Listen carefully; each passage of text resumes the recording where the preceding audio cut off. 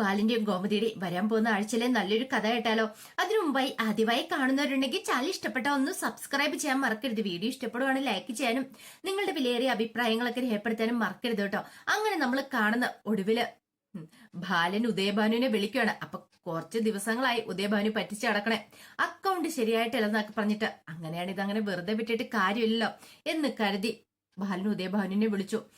ഉദയഭാനുവിനെ വിളിച്ചിട്ട് പൈസയുടെ കാര്യങ്ങളൊക്കെ ചോദിക്കുന്നുണ്ട്.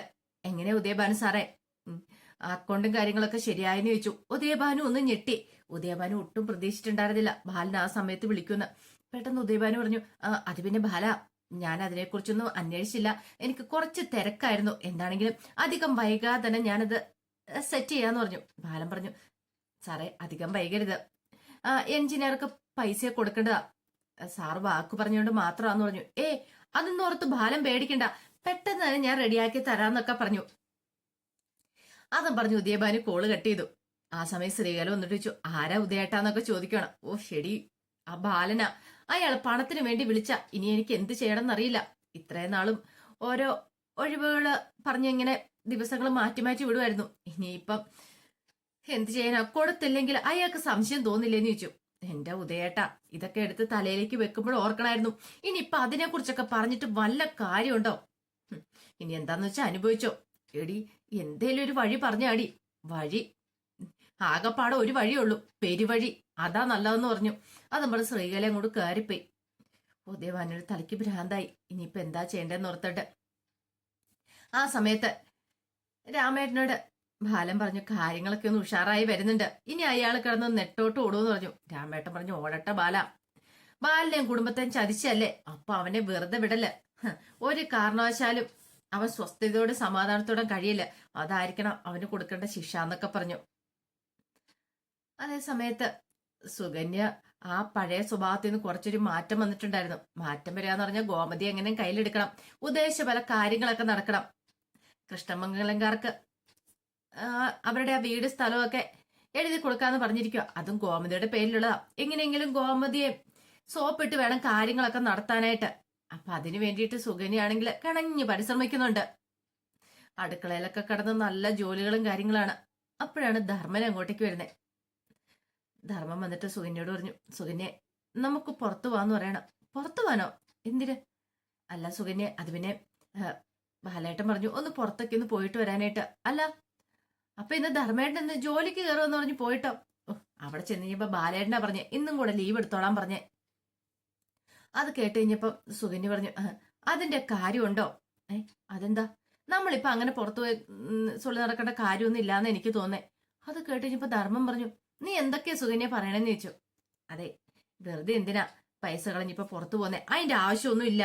പിന്നെ ഇവിടെ നല്ല ജോലികളുണ്ട്. ജോലി ചെയ്യാനോ? നീയാ? ഇതാപ്പൊ നല്ല കഥയായത്. ധർമ്മനൊന്നും അങ്ങോട്ട് മനസ്സിലായില്ല. അപ്പോഴേക്കും സുകന്യ പറഞ്ഞു, ധർമ്മേട്ടൻ എന്നെ കുറിച്ച് എന്താ വിചാരിച്ചോണ്ടിരിക്കുന്നത്? ധർമ്മേട്ടൻ വാ, ഞാൻ ആഹാരം എടുത്ത് തരാന്ന് പറഞ്ഞു. ധർമ്മൻ ആകെപ്പാടെ ഒന്ന് അമ്പരന്ന് പോയി. ഇതെന്ത് പറ്റിയിടാ എന്നൊരു ചിന്തയായിരുന്നു. അങ്ങനെ ധർമ്മനെ പോയി പിടിച്ചിരുത്തി ആഹാരമൊക്കെ എടുത്തു കൊടുക്കണം. എന്നിട്ട് ചോദിച്ചു, കറികളൊക്കെ എങ്ങനെയുണ്ടെന്ന് ചോദിച്ചു. എല്ലാം സൂപ്പറാന്ന് പറഞ്ഞു. പിന്നീട് ധർമ്മൻ അവിടെ ഇരുന്ന് കഴിക്കുകയാണ്. അപ്പോഴേക്കും കോമതി വന്നിട്ട് പറഞ്ഞു, അതെ ഇന്ന് ആരാ കറി ഉണ്ടാക്കിയെന്ന് അറിയാമെന്ന് ചോദിച്ചു. ആര്? സുകന്യാന്ന് പറയണം. സുകന്യോ? ഇതെന്താ ചേച്ചി കാക്ക മലർന്ന് പറഞ്ഞോന്ന് ചോദിച്ചു. സുകന്യ പറഞ്ഞു, അത്രയ്ക്ക് എന്നെ കളിയാക്കൊന്നും വേണ്ട എന്ന് പറഞ്ഞു. എന്നാലും ഇത് എനിക്ക് അത്രയ്ക്ക് അങ്ങോട്ട് വിശ്വസിക്കാൻ പറ്റുന്നില്ല, എന്തോ ഉണ്ട് എന്ന് പറഞ്ഞു. അപ്പോഴേക്കും ഗോമതി പറഞ്ഞു, നീ ഒന്ന് പോടാ അവിടുന്ന്, അങ്ങനൊന്നും ഇല്ലാന്ന് പറഞ്ഞു.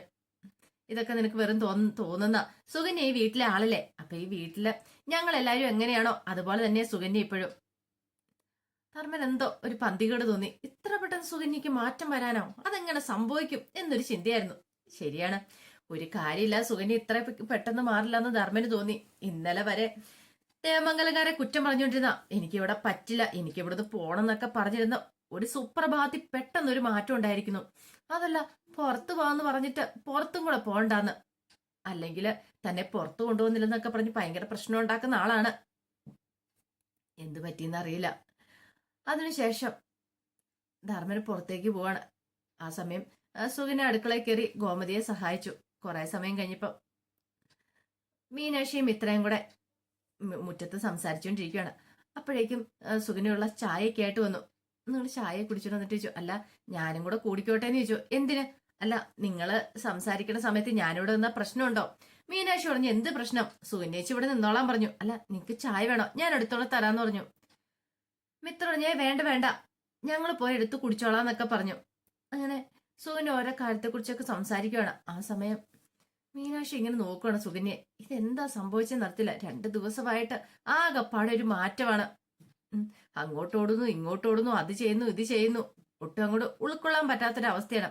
കാരണം ശരിക്കുള്ള മാറ്റമാണോ അതോ ഇനി കള്ളത്തരമാണോ എന്നൊന്നും പറയാൻ പറ്റില്ലല്ലോ. കുറച്ച് കഴിഞ്ഞപ്പോ സുകന്യ മുറിയിലേക്ക് പോയി ബാഗിനകത്ത് ഡ്രസ്സൊക്കെ എടുത്ത് പാക്ക് ചെയ്ത് വെക്കുവാണ്. അങ്ങനെ പാക്ക് ചെയ്ത് വെച്ചോണ്ടിരിക്കുമ്പോ ധർമ്മൻ അങ്ങോട്ടേക്ക് വന്നു. ധർമ്മൻ വന്നിട്ട് ഇതെന്താ സുകന്യെന്ന് ചോദിച്ചു. അത് കേട്ടപ്പോ സുകന്യ പറഞ്ഞു, ഞാൻ പോകുവാന്ന് പറയണം. പോകാനോ? എങ്ങോട്ട്? ഞാൻ പോകുക, ഞാൻ ഇനി വീട്ടിൽ നിൽക്കുന്നില്ല എന്നൊക്കെ പറഞ്ഞു. നീ ഇത് എങ്ങോട്ട് പോകാനാ? എനിക്കൊന്നും മനസ്സിലാകുന്നില്ലോ എന്ന് പറഞ്ഞു. അപ്പോഴേക്കുമാണ് ബാലൻ അങ്ങോട്ടേക്ക് വരുന്നത്. ബാലൻ വന്ന് സുകന്യ എന്ത് ചെയ്തു, ഭാഗക്കായിട്ട് പുറത്ത് ഹാളിലേക്ക് അങ്ങോട്ട് ഇറങ്ങി. അപ്പോഴേക്കും ബാലൻ വന്നിട്ട് ഇതെന്താ സുകന്യ ഭാഗക്കായിട്ട്, നീ ഇത് എങ്ങോട്ട് പോകാന്ന് ചോദിച്ചു. ഞാൻ പോകുക ബാലേട്ടാന്ന് പറഞ്ഞു. പോകാനോ? എങ്ങോട്ട് എന്ന് ചോദിച്ചു. ധർമ്മം പറഞ്ഞു, എനിക്കറിയില്ല ബാലേട്ട, ഇവള് പോകുക എന്ന് പറഞ്ഞു. ഇവളോട് കാര്യം എന്താന്ന് ചോദിച്ചിട്ട് ഇവള് പറയുന്നില്ല എന്ന് പറഞ്ഞു. അപ്പോഴേക്കും ഗോമതി ചോദിച്ചു, എന്താ സുകന്യ പെട്ടെന്ന് ഇങ്ങനെ, നിനക്ക് എന്തേലും വയ്യായിക ഉണ്ടോ അതോ എന്തേലും പ്രശ്നമുണ്ടോ ധർമ്മനുമായിട്ട്? അങ്ങനെ തിരിച്ചു മറിച്ചു അവര് ചോദിക്കുന്നുണ്ട്. പക്ഷേ എങ്കില് സുകന്യ അതിന് മറുപടി ഒന്നും പറഞ്ഞില്ല. അപ്പോഴേക്കും ബാലൻ പറഞ്ഞു, സുകന്യ കാര്യം എന്താ വെച്ചാൽ പറ, പരിഹരിക്കാൻ പറ്റുന്നതാണെങ്കിൽ നമുക്ക് പരിഹരിക്കാന്ന് പറഞ്ഞു. ആ സമയത്ത് ബാലന്റെ കയ്യിലേക്ക് സുകന്യ അങ്ങോട്ട് പിടിച്ചു, ഇങ്ങോട്ട് വരാൻ പറഞ്ഞു. അങ്ങനെ മുറിയിലേക്ക് അങ്ങോട്ട് കൂട്ടിക്കൊണ്ടുപോയി. എന്താ കാര്യം എന്താന്ന് വെച്ചാൽ അപ്പോഴേക്കും കോമതിയും ബാക്കി എല്ലാരും കൂടെ അങ്ങോട്ട് വന്നു. ആ സമയത്ത് സുകന്യ പറഞ്ഞു, അതെ ഇന്നു മുതല് ബാലേട്ടനും ഗോമതി ചേച്ചി ഈ മുറി കഴിഞ്ഞാൽ മതി എന്ന് പറഞ്ഞു. ഈ മുറി കഴിയാനോ? അതെ ഈ മുറി കഴിഞ്ഞാൽ മതി. അല്ല അത് പിന്നെ സുകന്യ പറഞ്ഞു, ഞങ്ങൾക്ക് ആ കുഞ്ഞു മുറി തന്നാ മതി, ഞങ്ങൾ ആ മുറി കിടന്നോളാന്ന് പറഞ്ഞു. അത് കേട്ട് കഴിഞ്ഞപ്പോഴത്തേനും ധർമ്മൻ അമ്പരന്ന് പോയി. ആ സമയം ബാലൻ ചോദിച്ചു, അല്ല അതിന് നീ ഭാഗം തൂക്കി പോകാൻ തുടങ്ങിയതോ? ഭാഗം തൂക്കി പോകാൻ തുടങ്ങിയതല്ല, ഞാൻ പറഞ്ഞത് ധർമ്മേട്ടനെ ഒന്ന് പറ്റിച്ചല്ലേ.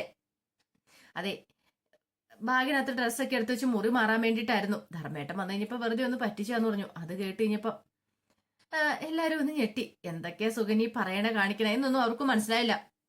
ഗോമതി പറഞ്ഞു, എന്തിനാ സുകന്യെ, അതിന്റെ ആവശ്യമൊന്നുമില്ല, ഞങ്ങൾ ആ ചെറിയ മുറി കഴിഞ്ഞോളാന്ന് പറഞ്ഞു. അത് വേണ്ട ഗോമതി ചേച്ചി, കാരണം നിങ്ങളാണ് ഈ വീട്ടിലെ കാരണവന്മാർ, അപ്പൊ നിങ്ങൾ വേണം ഈ മുറി കഴിയാനായിട്ട്. ഇത്രയും ദിവസം ഞങ്ങൾക്ക് ഈ മുറി വിട്ടു തന്നില്ലേ, ഞങ്ങൾ ആ ചെറിയ മുറി കഴിഞ്ഞോളാന്നൊക്കെ പറഞ്ഞു. ധർമ്മന് വിശ്വസിക്കാൻ പോലും പറ്റിയില്ല. മീനാക്ഷിയും ഇത്രയൊക്കെ പരസ്പരം നോക്കുകയാണ്. അപ്പോഴേക്കും ബാലൻ പറഞ്ഞു, അത് ശരിയാകത്തില്ല, നിങ്ങൾ തന്നെ കഴിഞ്ഞാൽ മതി ഈ മുറിയില്, ഞങ്ങൾക്ക് ഈ മുറി വേണ്ടാന്നൊക്കെ പറഞ്ഞു. പക്ഷെ സുകന്യ സമ്മതിച്ചില്ല. സുകന്യ പറഞ്ഞു, അതെ ഞാൻ ഈ ഭാഗമൊക്കെ പാക്ക് ചെയ്ത് വെച്ചിരുന്ന എന്തിനാന്നറിയോ, ഈ മുറിയിൽ നിന്ന് മാറാൻ വേണ്ടിയിട്ടാ, നിങ്ങൾ അതിന് ഈ മുറി ഉപയോഗിക്കണ്ടേന്ന് പറഞ്ഞു. എന്നിട്ട് പിന്നെ ധർമ്മന്റെ കൈ പിടിച്ചിട്ട് പറഞ്ഞു, ധർമ്മേട്ട നമുക്ക് ആ മറ്റേ മുറിയിലേക്ക് പോകാന്ന് പറഞ്ഞിട്ട് ബാലനും ഗോമതിയൊക്കെ കിടന്നിട്ട് ആ ചെറിയ മുറിയിലേക്ക് അങ്ങോട്ട് പോവാണ്. ബാലനും ഗോമതിക്കൊന്നും വിശ്വസിക്കാൻ പോലും പറ്റിയില്ല സുകന്യയുടെ ഇത്രയും മാറ്റം. കഴിഞ്ഞ ദിവസം വരെ ഈ മുറി പോലും ചെറുതാണ്, കാറ്റും വെളിച്ചവും കയറില്ല എന്ന് പറഞ്ഞ പെട്ടെന്ന് ഇങ്ങനെ ഒരു മാറ്റം. അതിനേക്കാളും വലിയൊരു അമ്പരപ്പ് ധർമ്മനായിരുന്നു. ധർമ്മനും അന്താളിച്ചു പോയി. ഇതെന്ത് പറ്റി ഇവക്ക്? അങ്ങനെ ആ മുറി ചെന്ന് കഴിഞ്ഞപ്പോ ധർമ്മ ചോദിച്ചു, ഇതെന്താ സുകന്യ, നിനക്കിത് എന്ത് പറ്റി? ഇത്ര പെട്ടെന്ന് ഇങ്ങനെ ഒരു മാറ്റം? ധർമ്മേട്ട, ഞാൻ ഈ വീടുമായിട്ട് കൂടുതൽ അടുത്ത് കഴിഞ്ഞപ്പോഴാ എനിക്ക് കാര്യങ്ങളൊക്കെ മനസ്സിലാവുന്നത്. ഈ വീട്ടിലുള്ളവരൊക്കെ എത്ര നല്ലവരാന്ന് എനിക്ക് ഇപ്പോഴാ സന്തോഷമാന്നേന്ന് പറഞ്ഞു. ധർമ്മൻ പറഞ്ഞു, അങ്ങനെ വേണം. ധർമ്മൻ ഇപ്പോഴൊരു വിശ്വാസമൊക്കെ വന്നു തുടങ്ങിയിട്ടുണ്ട്. ഇപ്പോഴെങ്കിലും നിനക്ക് ഈ വീട്ടിലുള്ളവരെ മനസ്സിലായല്ലോ, ഈ വീട്ടിലുള്ളവരുടെ സ്നേഹമൊക്കെ മനസ്സിലായല്ലോ എന്ന് പറഞ്ഞു. സുകന്യയുടെ വിചാരം എന്ന് പറഞ്ഞാൽ എത്രയും പെട്ടെന്ന് തന്നെ ഗോമതിയും ബാലിനെയും എല്ലാവരെയും കയ്യിലെടുക്കണം. അവർക്കൊരു വിശ്വാസം ഉണ്ടാവണം തന്നില്, എന്നിട്ട് വേണം ബാക്കി കാര്യങ്ങളൊക്കെ നടത്താൻ എന്നായിരുന്നു തീരുമാനങ്ങള്. എന്തായാലും സുകന്യക്ക് ഈ മാറ്റം വന്നു കഴിഞ്ഞപ്പോ തന്നെ ധർമ്മനും ഭയങ്കര സന്തോഷമായി. കാരണം ഇത്രയ്ക്കൊന്നും പ്രതീക്ഷിച്ചിട്ടുണ്ടായിരുന്നല്ലോ. പിന്നീട് ധർമ്മനും ആര്യനും ആകാശവും അങ്ങനെ അവരെല്ലാരും കൂടി ടെറസിന് മുകളിൽ കൂടുന്നുണ്ട്. പഴയതുപോലെ തന്നെ ആഹാരമൊക്കെ മേടിച്ചുകൊണ്ട് ടെറസിന്റെ മുകളിൽ വെച്ച് കഴിക്കുന്നുണ്ട്. അവർക്ക് മുമ്പ് എങ്ങനെയായിരുന്നു, പൊറോട്ടയൊക്കെ പുറത്തുനിന്ന് മേടിച്ചിട്ട് അവർ ടെറസിന് മുകളിൽ കൊണ്ടുവച്ച് സന്തോഷത്തോടെ കഴിക്കുമായിരുന്നു. വീണ്ടും ആ പഴയ ഒരു വൈബ് തിരിച്ചു വരുവാണ്. അതിന്റെ കൂടെ മീനാക്ഷിയും ഇത്ര ശ്രീദേവിയും കൂടെ കൂടുവാണ്. എല്ലാരും സന്തോഷത്തോടെ ചിരിയും കളിയും പറച്ചിലും ഒക്കെ തന്നെയായിരുന്നു. ആനന്ദിനും കുറെ മാറ്റങ്ങളൊക്കെ വന്നു തുടങ്ങിയിട്ടുണ്ടായിരുന്നു. കാരണം ശ്രീദേവിയുടെ വയറ്റിൽ തന്റെ കുഞ്ഞുണ്ട്. പഴയതുപോലെയല്ല, ശ്രീദേവിയോടും കുറച്ച് സ്നേഹം കൂടുതൽ കാണിച്ചു തുടങ്ങിയിട്ടുണ്ട്. ഇപ്പം വയറ്റിൽ വരുന്നത് കുഞ്ഞിനോട് മാത്രമല്ല, ശ്രീദേവിയോട് സ്നേഹമായിരുന്നു ആനന്ദിന്. ഇത് പിന്നീട് ഉദയഭാനും ശ്രീകലയും കൂടെ ശ്രീദേവിയെ കാണാൻ വരുന്നുണ്ട്. അങ്ങനെ വന്ന് കണ്ട് സംസാരിക്കുന്ന സമയത്ത് ശ്രീദേവിക്ക് ആകെപ്പാട് ടെൻഷനായിരുന്നു. കാരണം ഇവരിങ്ങോട്ടേക്ക് വരുന്ന ആനന്ദേട്ടന് ഒട്ടും ഇഷ്ടമുള്ള കാര്യമല്ലല്ലോ. അങ്ങനെ അവര് വന്ന് സംസാരിച്ചിരിക്കുന്ന സമയത്താണ് ആനന്ദ് അങ്ങോട്ടേക്ക് വരുന്നത്. ആനന്ദിനാണ് അവരെ കണ്ടു കഴിഞ്ഞപ്പോ നല്ല ദേഷ്യമായി. പക്ഷേങ്കില് ആ സമയത്ത് എല്ലാവരുടെയും മുന്നിൽ വെച്ചൊന്നും പറയാൻ പാടില്ലല്ലോ. അതുകൊണ്ട് മാത്രം ആനന്ദ് ഒന്നും മിണ്ടാതെ അങ്ങോട്ട് കയറി പോവാണ്. ശ്രീദേവിക്ക് ടെൻഷനായി. ഇത്രയും ദിവസം ഒരു വലിയ കുഴപ്പമില്ലാതെ മുന്നോട്ട് പോയിക്കൊണ്ടിരിക്കുവായിരുന്നു. ഇനിയിപ്പോ എന്തൊക്കെ സംഭവിക്കുമെന്ന് അറിയത്തില്ല. ഇനി ഇതിന്റെ പേരിൽ ആനന്ദേട്ടൻ ഉറപ്പായിട്ടും തന്നെ ചീത്ത പറയുന്ന ഒരു ചിന്ത ശ്രീദേവിയുടെ മനസ്സിലുണ്ടായി. ആ സമയം സുകന്യയ്ക്ക് ഭയങ്കര സന്തോഷമായിരുന്നു. ശ്രീകല ഉദയഭാനും വന്നത്. അങ്ങനെ അവരെ സൽക്കരിക്കുന്നുണ്ട് സുകന്യ. അങ്ങനെ സൽക്കരിച്ചതിന് ശേഷം അവരെ വിളിച്ചുകൊണ്ട് പോയി സംസാരിക്കുകയാണ്. അതെ, എനിക്ക് എന്തായാലും നിങ്ങളെ ഇങ്ങോട്ടേക്ക് വന്ന് ഇഷ്ടപ്പെട്ടു, നിങ്ങളെ ഒന്ന് കാണാൻ വേണ്ടി ഞാൻ ഇരിക്കുവായിരുന്നൊക്കെ പറഞ്ഞു. അപ്പോഴേക്കും ഉദയഭാനു ചോദിച്ചു, അല്ല അതെന്താ മോളേന്ന് ചോദിച്ചു. അതെ, എനിക്ക് അങ്കിളിന്റെ ബിസിനസ്സിനെ കാര്യങ്ങളെ കുറിച്ച് കൂടുതൽ അറിഞ്ഞാൽ കൊള്ളാമെന്നുണ്ട്. എനിക്കും ബിസിനസ് താല്പര്യമുള്ള ആളാണ്. അത് കേട്ടപ്പോ ഉദയഭാനു ഒന്ന് ഞെട്ടി. എന്തേലും പറയാൻ പറ്റുമോ? അപ്പോഴേക്ക് ശ്രീയല ചോദിച്ചു, അല്ല മോളെ, അത് പിന്നെ ആന്റി, എനിക്കും ബിസിനസ് തുടങ്ങിയാൽ കൊള്ളാമെന്നുണ്ട്. അങ്ങനെയാണെങ്കിൽ അങ്കിളിന്റെ സഹായമൊക്കെ ഒന്ന് വേണ്ടി വരും, ഒന്ന് ഹെൽപ്പ് ചെയ്യാന്നൊക്കെ ചോദിച്ചു. അത് കേട്ടപ്പോ ഉദയഭാനു പറഞ്ഞു, ഈ ബിസിനസ് ഒക്കെ തുടങ്ങാന്ന് പറഞ്ഞാൽ അത്ര ഈസി ആയിട്ടുള്ള കാര്യമല്ല, അറിയാലോ. കുറെ പണവും കാര്യങ്ങളൊക്കെ വേണമെന്ന് പറഞ്ഞു.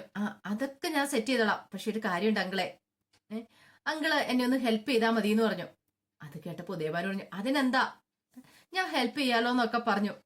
അങ്ങനെ കുറച്ച് സമയം കൂടെ അവർ സംസാരിച്ചിരുന്നിട്ടാണ് പോകുന്നത്. സുകന്യക്ക് ഭയങ്കര സന്തോഷമുള്ളൊരു കാര്യമായിരുന്നു. പക്ഷെ അവര് പോയി കഴിഞ്ഞപ്പോഴത്തേനും ആനന്ദ് ദേവിയെ വിളിച്ചിട്ട് വഴക്ക് പറയുന്നുണ്ട്. നിനക്ക് ഇതിന്റെ വല്ല കാര്യം ഉണ്ടായിരുന്നോ, അവരെന്തിനാ വന്നേന്നൊക്കെ ചോദിച്ചോണ്ട് ദേവി തന്റെ നിസ്സഹായാവസ്ഥ വെളിപ്പെടുത്തുവാണ്. എനിക്കറിയില്ലായിരുന്നു ആനന്ദേട്ട അവര് വരുമെന്ന്. അത് മാത്രമല്ല, ഞാൻ പറഞ്ഞിട്ടല്ല അവര് വന്നത്. എനിക്ക് എന്ത് ചെയ്യാൻ പറ്റും, ഞാൻ ഇവിടെ ഉള്ളിടത്തോളം കാലം അവരിവിടെ കയറി വന്നിരിക്കും. ഒന്നുമല്ലല്ലോ, അച്ഛനും അമ്മയൊക്കെ അല്ലേ, അവർക്ക് എന്നെ കാണണമെന്ന് ആഗ്രഹമില്ലേ, അവരുടെ മോളല്ലേ ഞാനെന്നൊക്കെ ചോദിച്ചു. ആനന്ദ് പറഞ്ഞു, അവരിനി ഈ വീട്ടിലേക്ക് കയറി വന്നിട്ടുണ്ടെങ്കിൽ എനിക്കത് ഒട്ടും സഹിക്കാൻ പറ്റുന്ന കാര്യമല്ല. ദേവി, നിനക്കറിയാലോ, നിന്നെ പോലും ഇപ്പൊ ഞാൻ അഡ്ജസ്റ്റ് ചെയ്യുന്നത് എന്താന്ന് വെച്ചാൽ നിന്റെ വയറ്റൊരു കുഞ്ഞുള്ളതുകൊണ്ട് മാത്രം. ആ പഴയതൊക്കെ മറന്ന് നിന്നെ ഞാൻ സ്നേഹിക്കാൻ തുടങ്ങിയതുള്ളൂ. ആ സമയത്ത് ഇനി വീണ്ടും അവര് കയറി വന്നിട്ടുണ്ടെങ്കിൽ അതെനിക്ക് ഒരിക്കലും ഉൾക്കൊള്ളാൻ പറ്റില്ല എന്നൊക്കെ പറഞ്ഞു. ശ്രീദേവിക്ക് ഭയങ്കര വിഷമായിരുന്നു. എന്ത് ചെയ്യണമെന്ന് പോലും അറിയില്ല. ഒരു വശത്ത് ആനന്ദ്, ഒരു വശത്ത് വീട്ടുകാര്. ഒടുവിൽ ശ്രീദേവി വിഷമിച്ചിരിക്കുന്ന സമയത്ത് മിത്ര അങ്ങോട്ടേക്ക് വരുന്നുണ്ട്. മിത്ര വന്നിട്ട് ശ്രീദേവിയുടെ എന്ത് പറ്റി ചേച്ചി എന്നൊക്കെ ചോദിക്കുകയാണ്. ശ്രീദേവിയെ ഒന്നുമില്ല എന്നൊക്കെ പറഞ്ഞു. മിത്രയ്ക്ക് എന്തോ ഒരു സംശയമൊക്കെ തോന്നി. കാരണം ശ്രീദേവി ആകെപ്പാടെ ടെൻഷൻ അടിച്ചിരിക്കുക. ഇനിയിപ്പോ ആനന്ദേട്ടനുമായിട്ട് എന്തെങ്കിലും പ്രശ്നം ഉണ്ടായിട്ടാണോ, അതോ ഇനി വീട്ടുകാർ വന്നിട്ട് അതിൻ്റെതായ എന്തെങ്കിലും ബുദ്ധിമുട്ടാണോ എന്നറിയില്ലല്ലോ. പിന്നീട് മിത്ര എന്ന് ഗോമതിയോട് പറയുന്നുണ്ട്. ഗോമതി വന്ന് ശ്രീദേവി ആശ്വസിപ്പിക്കണം. ഇനിയിപ്പോ വീട്ടിൽ നിന്ന് അവര് വന്നിട്ട് പോയിട്ട് അവരോടൊപ്പം പോകത്തിന്റെ വിഷമമാണ്, ഒരു കാര്യം ചെയ്യാം, മോള് 2 ദിവസം വീട്ടിൽ പോയി നിൽക്കാനൊക്കെ പറഞ്ഞു. ശ്രീദേവി പറഞ്ഞു, അതൊന്നും സാരമില്ല അമ്മയെന്നൊക്കെ പറയാണ്. അങ്ങനെ 1-2 ദിവസം കഴിഞ്ഞുപോയി. ആ സമയത്ത് ഉദയഭാനു ഒക്കെ ചില പ്ലാനുകൾ നടത്തിയിട്ടുണ്ടായിരുന്നു. ഒരു പക്ഷേങ്കില് ബിസിനസ് സ്റ്റാർട്ട് ചെയ്യണം എന്നൊക്കെ പറഞ്ഞിട്ടുണ്ട് സുകന്യ. അങ്ങനെയാണെങ്കിൽ സുകന്യയുടെ കയ്യിൽ നിന്ന് കുറച്ച് പണം അടിച്ചു മാറ്റിയാലോ എന്നൊരു ചിന്ത. ആ പണം ബാലിന് കൊടുക്കാം, അതൊരു നല്ല ഐഡിയ ആയിട്ട് തോന്നുവാണ്. അങ്ങനെ അവര് പുതിയ പ്ലാനും പദ്ധതികളൊക്കെ തയ്യാറാക്കുവാണ്. അപ്പൊ അതിന്റെ വിശേഷങ്ങളൊക്കെയാണ് നമ്മൾ കാണാനായിട്ട് പോകുന്നത്. ആ വിശേഷങ്ങൾക്കായി നമുക്ക് എല്ലാവർക്കും കാത്തിരിക്കാട്ടോ. ഒരിക്കൽ കൂടി എല്ലാവർക്കും ശുഭദിനം നേർന്നുകൊണ്ട് നിർത്തുന്നു.